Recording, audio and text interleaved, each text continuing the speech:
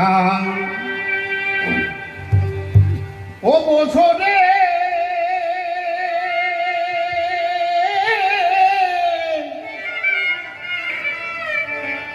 খোঁজো রে মন আপন ঘরে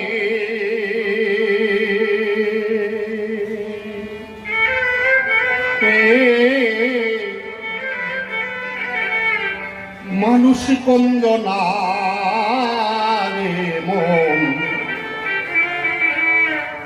মানুষ কন্দনা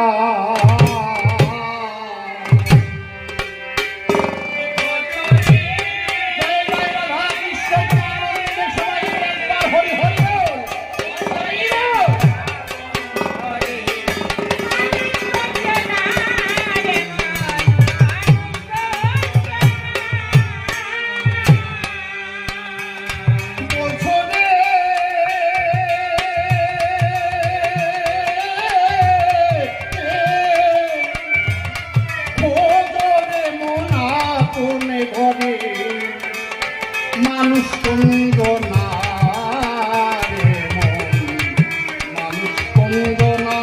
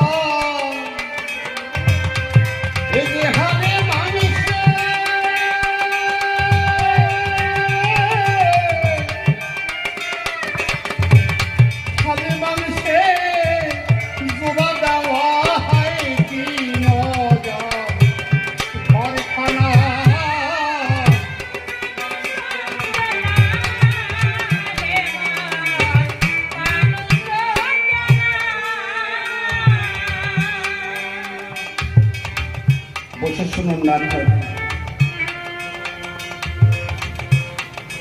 কত মানুষ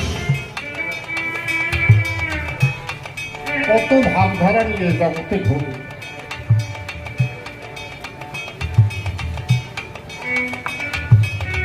এই যে দেহটা দিচ্ছে এটা কি মূলত মানুষ? এই যে দেহটা এটা মানুষ মানুষ কোথায় রয়?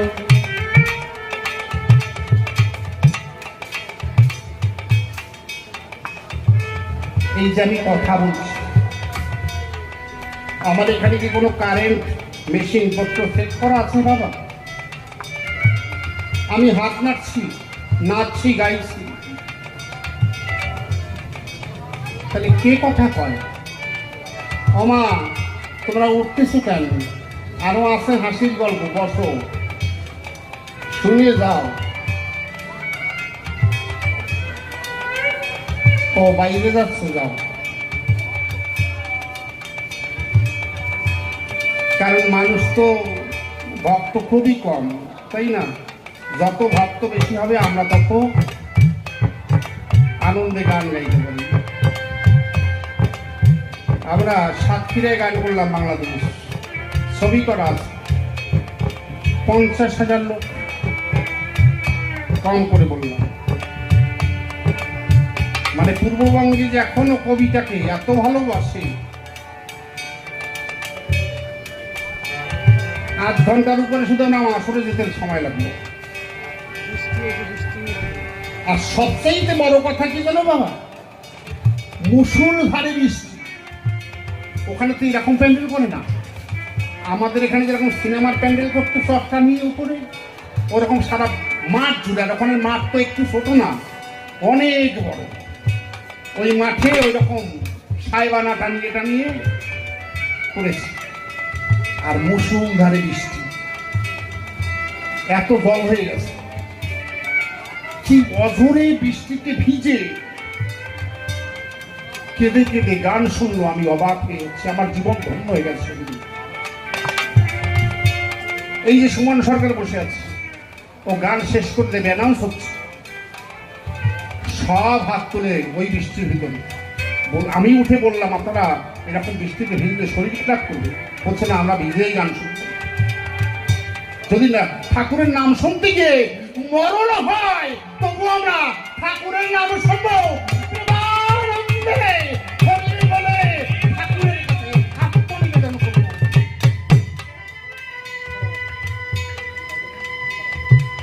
আর আমরা আমার গৌরাঙ্গ মহাপ্রভুর জন্মস্থানে থেকে, লীলাক্ষেত্রে থেকে আমরা কখনো হরিনামের দিকে লক্ষ্য দেই না। আমরা সবাই যার যার জাগতিক কর্ম নিয়ে ব্যস্ত, বাহ্যিক সমস্ত নিয়ে। একটু শুয়ে রাত্রবেলা চিন্তা করে দেখবেন তো, সত্যিই তো কবি সরকার বলে গেল, এই যে মানুষ বলি, মানুষটা কি? কে কথা বলছে? আবার কে চলে গেলে মানুষটাকে মরা বলে? চারজনতে কান্ধে করে নদীর কুলে বল হরি বলে পুরাই সাই করে দেয়। সে কি? এই জন্য মহাজন এখানে দাঁড়িয়েই বলল, বুঝতে হবে। কি বললেন? বোঝোগে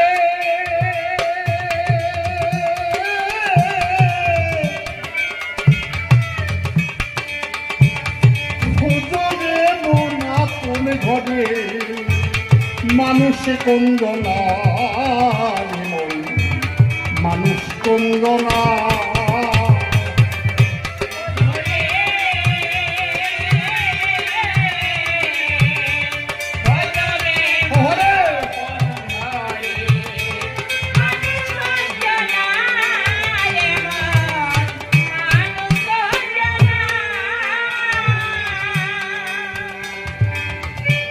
সেই মানুষ ভগবান মানুষ হলে তার হুকুমে মানুষ চলে, পেলে তারে ভজন কর্ম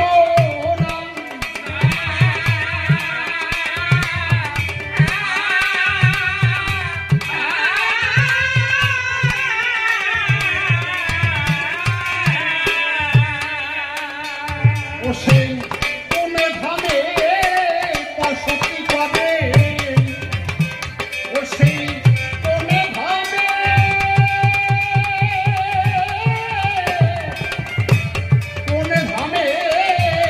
বসতি করে, দয়াল গুরুর কৃপায় যায় জানা মানুষ বন্দনা।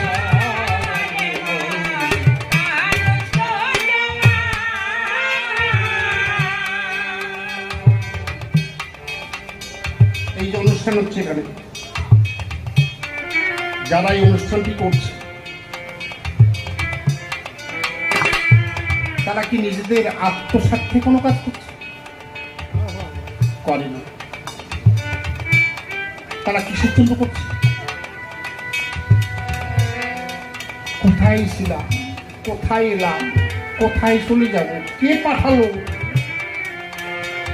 তারা তো দেখতে। তবে শুনেছি সাধু গুরু বৈষ্ণবের যদি আগমন হয়, সাধু গুরু বৈষ্ণবের কৃপায় সেই অজানাকে জানা যায়, সেই মানুষকে চেনা যায়, বোঝা যায়। তাই যাতে এই এলাকায় সাধু গুরু বৈষ্ণব আসে, সাধু গুরুর চরণে ধুলি যদি একবার মাথায় পেতে পারি, সাধু গুরু বৈষ্ণবের কৃপায় যদি সেই কৃষ্ণ ধনের সন্ধান পেতে পারি, আর মানব জগৎ পাবো কি পাবো না?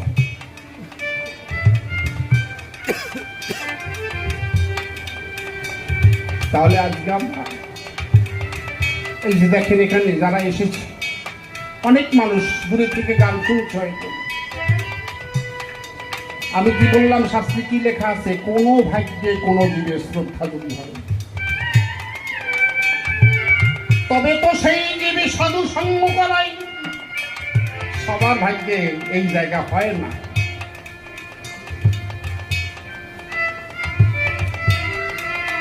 সাধু সঙ্গ হইতে হয় শ্রবণ কীর্তন, শ্রবণার্থে হয় জীবের অনর্থ নিবর্তন। অনর্থ নিবর্তন মানে কি? যেটা আমার না, অনর্থ। আমরা অনেক সময় বলি না, এই অনর্থক বাজে কথা বলিস না, কি বলি কিনা, যা আমার না। আমরা সবাই নরনারী, সবসময় আমার আমার করি, আমার বাড়ি, আমার গাড়ি, আমার নারী, আমার সম্পদ, আমার সব করি কিনা। কিন্তু সব যদি আমার হয়, আজকে ছোট খুব লক্ষ্য করে শুনবেন কথাগুলো।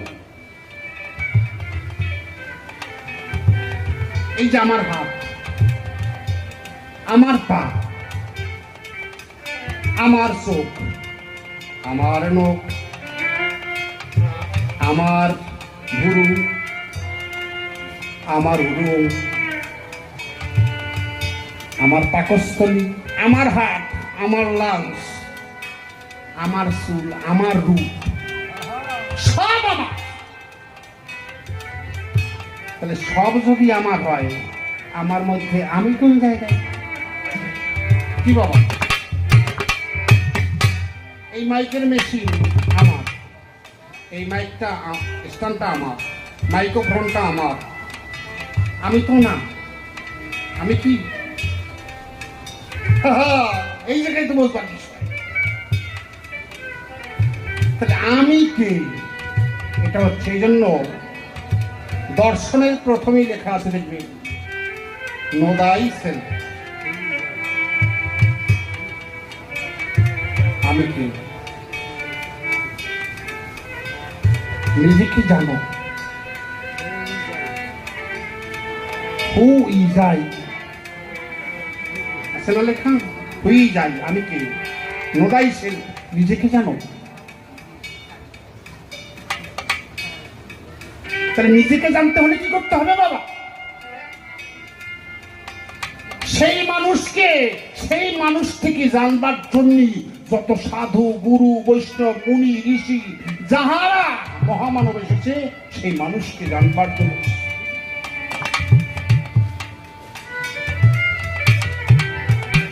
আমার গানের ভিতরে জাদুগুরু বললেন তাই।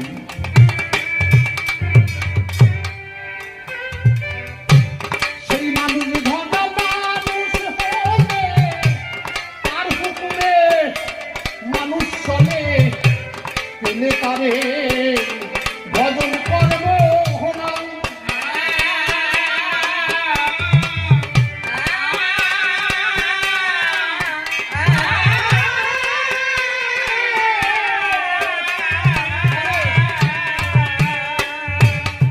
কোন ধামে বসতি করে,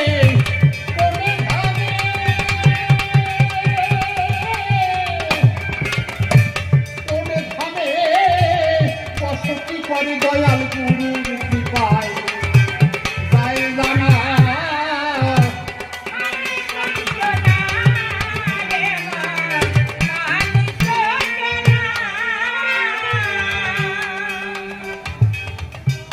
বাসা মরারে আগে সবরিপু বারণ করি, এই মানুষ রতন যতন করব না।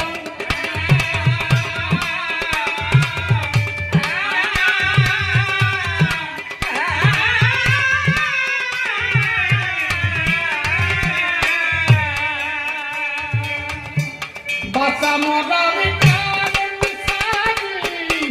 আগে সবরিপু বারণ করি, এই মানুষের রতন যতন করব না।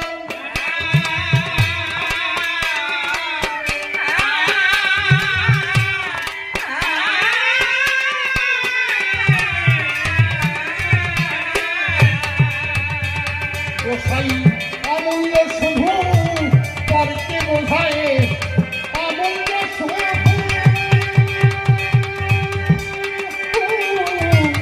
অমূল্য শুধু পরকে